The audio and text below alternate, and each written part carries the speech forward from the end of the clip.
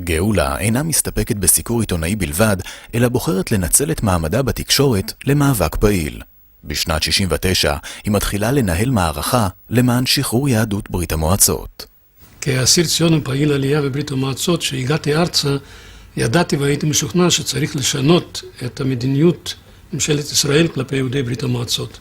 האחראים על קביעת המדיניות הזו חיו עוד בעבר, והיו משוכנעים שאסור בארץ לדבר על עלייה חופשית משם.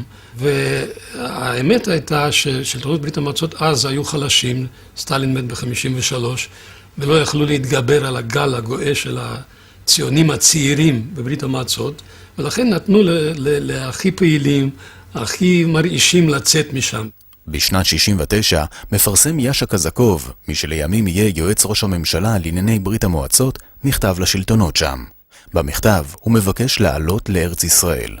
זהו תחילתו של מאבק גלוי למען שחרור יהדות ברית המועצות. נפגשתי עם יאשה קזקוב ועם דוב שפרלינג, והם מספרים לי סיפור שלא ידעתי, שיש שם יהודים שבגלוי נלחמים בברית המועצות, שהם רוצים לשוב לארץ. ויאשה קזקוב בעצמו זרק את הדרכון שלו ואמר, אני דרכון אחד, יש לי רק ישראלי, יהודי.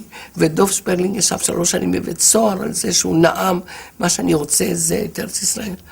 אמרתי, פה מתחילה המהפכה. והיא ארגנה לנו פגישות עם כל מי ומי, עם עורכי עיתונים, עם ראשי התאחדות הסטודנטים, והפקידים באו בכל מקום, אמרו אסור לפרסם, ואז הייתה גם צנזורה בארץ.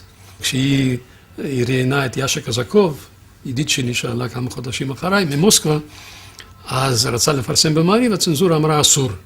ואז נפגשה עם גולדה מאיר, ראש הממשלה, וגולדה אמרה, אני לא יכולה לקחת על עצמך אחריות לסכן את יהודי ברית המועצות. אמרתי לה, מי שמסכן יהודים זה את.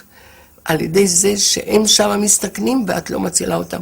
הדרך היחידה להציל אותם זה לפרסם את המלחמה שלהם בעולם. גאולה עם כל ההתלהבות שלה, עם כל הכוחות שלה, עם כל הכישרון שלה, בלעדיה זה לא היה קורה. אני אמרתי לה, אני לוקחת את יאשה קזקוב, ואני לוקחת את דוב שפרלינג ואני נותנת להם לארצות הברית, את לא מפרסמת את זה פה, אני מפרסמת את זה שם.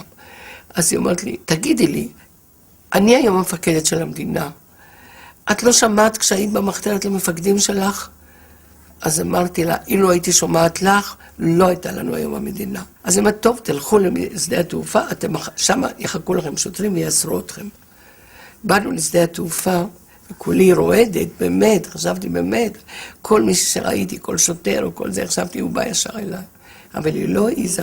שם התראיינו בכל מיני עיתונים, אפילו הופענו בטלוויזיה, אז הפקידים כמובן לא נכנעו, ומכיוון שבשגרירות בוושינגטון, בקונסוליה בניו יורק ובלוס אנג'לס, היה נציג של המשרד שלהם, הוא היה רץ לפנינו בכל מקום איפה שאנחנו היינו צריכים להופיע, והיה אומר, אל תראיינו אותם, אל תדברו איתם, בכלל לא ידוע מי הם. פעם ראשונה באו 2 עולים לוחמים, חלוצי העלייה, המאבק ושם, ודיברו מעל הבמות. וזה המאבק ששבר את הרוסים. בשבילי, ללכת ברחוב ולשמוע את העברית בכל מיני אקצנטים, מוזיקה. זה ממש הסימפוניה שעברית באקצנט רוסי, ועברית באקצנט אתיופי, ובאקצנט מרוקאי, ועברית זה ממש מוזיקה.